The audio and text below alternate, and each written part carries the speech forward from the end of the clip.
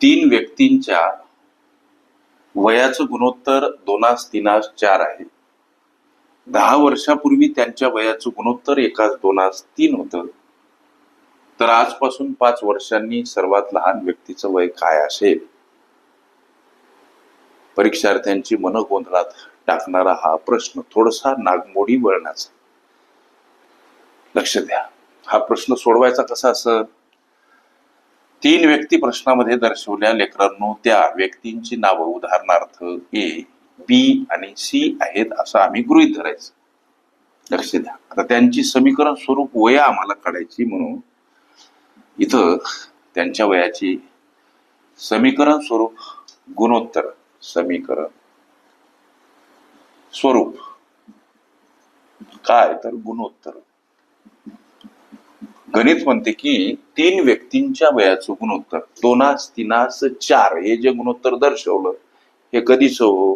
अर्थातच त्यांच्या आजच्या वयाची ही गुणोत्तर काय आहेत? 2:3:4. प्रत्यक्षात त्यांची आजची वय काय काढण्यासाठी चलपद यक्स वापरायचं असते. आता गणितानं गोष्ट अशी केली की 10 वर्षापूर्वी त्यांच्या वयाचं गुणोत्तर 1:2:3 होतं. असू द्या, मात्र 10 वर्षापूर्वी त्यांच्या वयाची इथं या पद्धतीनुसार समीकरण काय बाबा? गुणोत्तर स्वरूप.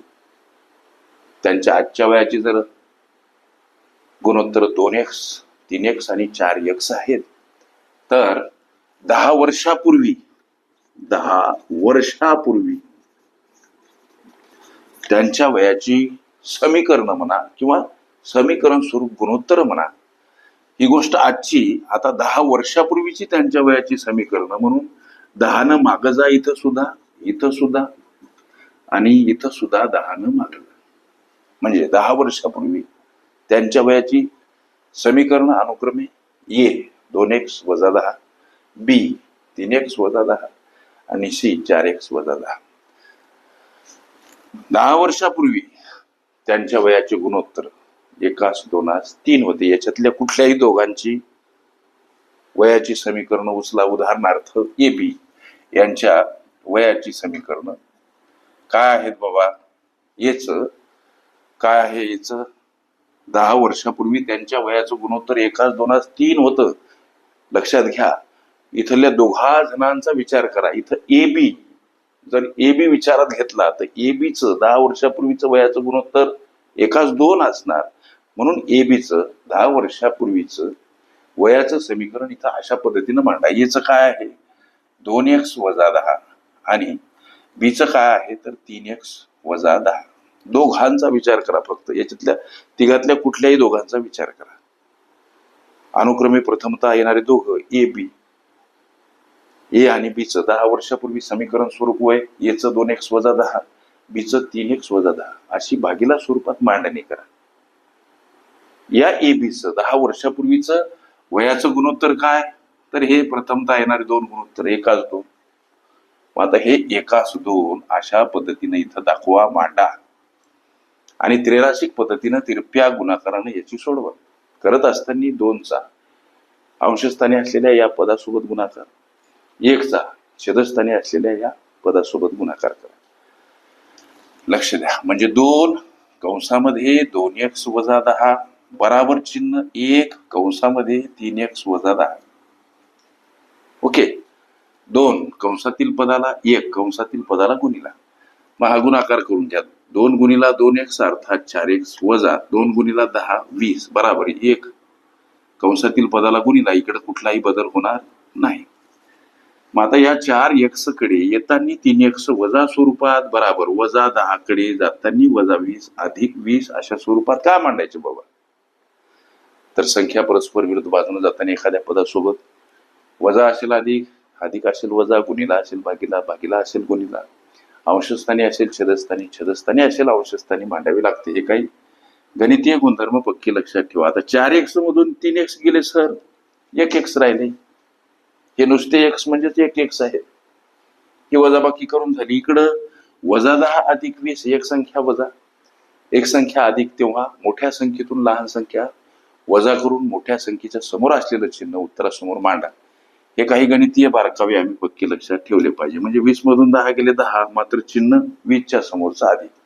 एक्सचा व्हॅल्यू 10. एक्सची ही जी किंमत प्राप्त झाली लेकरांनो, यावरून या प्रश्नामध्ये आम्हाला जो प्रश्न विचारला की आजपासून 5 वर्षांनी सर्वात लहान व्यक्तीचं वय. आता सर्वात लहान व्यक्ती म्हणजे सर्वात लहान ज्याचं गुणोत्तर, ती व्यक्ती असते सर्वात लहान. मग आता सर्वात लहान गुणोत्तर कोणाचं आहे? येचा आहे. हा सर्वात लहान आहे. ज्याचं गुणोत्तर लहान तो व्यक्ती लहान, ज्याचं गुणोत्तर मोठं तो व्यक्ती मोठा.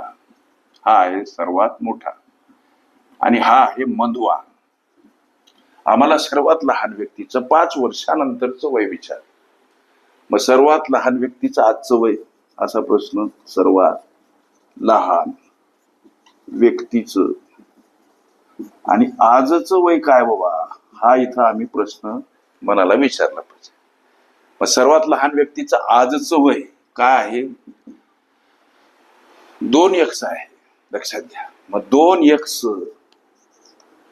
2 सोबत x गुणिला 2 गुणिला x चा व्हॅल्यू 10, हा गुणाकार 20 वर्ष. सर्वात लहान व्यक्तीचं हे आजचं वय प्राप्त झालं. आता या व्यक्तीचं 5 वर्षानंतरचं वय विचारलं तुमच्या प्रश्नाच्या उत्तराकडे पाहून.